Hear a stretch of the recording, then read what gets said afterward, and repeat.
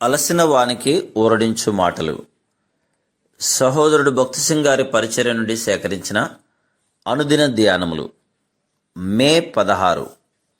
సమాధానకర్తయగు దేవుడు ప్రతి మంచి విషయంలో తన చిత్త ప్రకారం చేయుటకు మిమ్మను సిద్ధపరచునుగాక. హెబ్రీ 13:20-21 వచనములు. ఈ వాక్యమును 7 భాగములుగా విభాగించిన ఎడల దేవుని చిత్తము యొక్క 7 రుజువులు దృఢపరచబడును. సమాధానకర్తయగు దేవుడు ఏ విషయమును గూర్చేనను దేవుడు నీతో మాట్లాడి తన చిత్తమును కనుపరిచిన ఎడల నీ ఆత్మలో అధికమగుచున్న, హెచ్చింపబడుచున్న సంపూర్ణమైన గొప్ప సమాధానం ఉండును. ఉదయకాలము తాజాగా స్పష్టముగా నుండును గనక ఉదయకాలపు మౌన ధ్యాన సమయము ప్రార్థనకు శ్రేష్టమైన సమయం. ప్రభువా, ఇప్పుడు నేను నా చిత్తమునకు స్వయమునకు మరణించుటకు సిద్ధపడి ఉన్నాను. నన్ను నేను నీ చిత్తమునకు అప్పగించుకొనుచున్నాను. నీ చిత్తమును కనుపరచుము, నేను నీకు విధేయత చూపుదును. సంతోషముగా నీ చిత్తమును చేసేదను. ఆ తరువాత దైవికమైన సమాధానము నీవు పొందు వరకు వేచియుండి ఆయన వాక్యమును చదువుము. 2వది, మరణము నుండి తిరిగి లేచిన వాడు. ఇది ఆయన పునరుద్ధాన శక్తి. నీవు దేవుని చిత్తములోనున్న యెడల దేవుని శక్తి నీలో, నీ ద్వారా సమృద్ధిగా, సంపూర్ణముగా బయలుపరచబడవలను.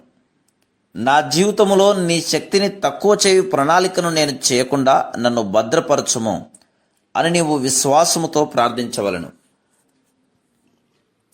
3, మన ప్రభువైన యేసు క్రీస్తు.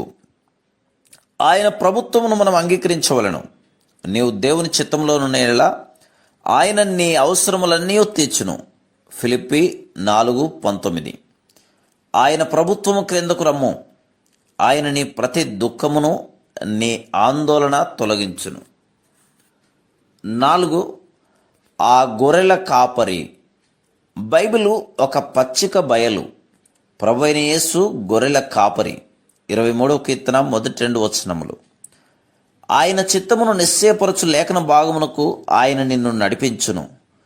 అందువలనే నీవు బైబిల్ చదువుటలో ఒక క్రమ పద్ధతిని అవలంబించవలను.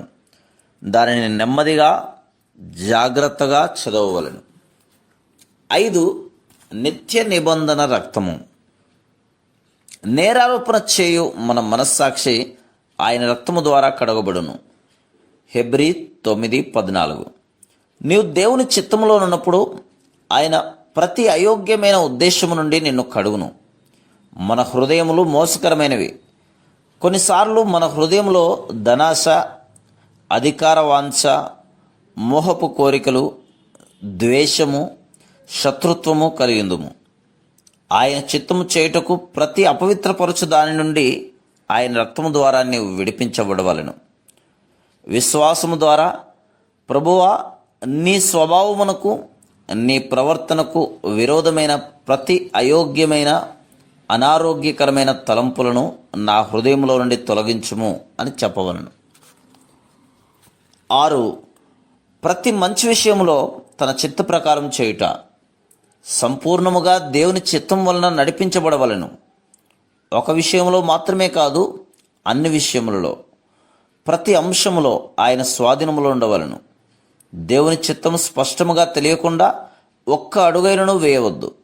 అది అన్ని సద్విషయములలో నిన్ను సంపూర్ణిగా చేసి ఆయన దృష్టికి అంగీకారమైన దానిని ఆయన నీలో చేయును.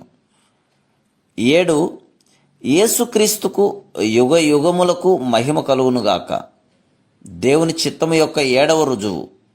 ఏ విషయంలోనైతే మనం దేవుని చిత్తమును కనుగొందుమో దాని యందు ఆయన నామము అత్యధికముగా గొప్ప చేయబడవలను. ఈ విషయంలో నీ నామము గొప్ప చేయబడవలనని నేను కోరుచున్నాను అని నీవు హృదయం నుండి చెప్పగలవా? అనుదినము నీవు ఈ 7 పరీక్షలను అనుభవించుకున్నట్టుకు నేర్చుకుని ఉండవలను. అప్పుడు నీ చెవి చాలా సున్నితమైనదగును. ఇదే త్రోవ, దీనిలో నడువుము, కుడికి గాని ఎడమకు గాని వెళ్ళకుము అని అనుదినము దేవుని స్వరం వినుట అద్భుతకరమైన అనుభవం. ప్రతి శ్రమానుభవములో, ప్రతి పరీక్షలో విజయోత్సాహంతో దేవుని హస్తము నీ హస్తమును పట్టుకొని నడిపించుటను నీవు గ్రహించగలవు. దేవుని ఆత్మచేత ఎందరూ నడిపింపబడుదురో వారందరూ దేవుని కుమారులయందురు. రోమా 8:14. Praise the lord.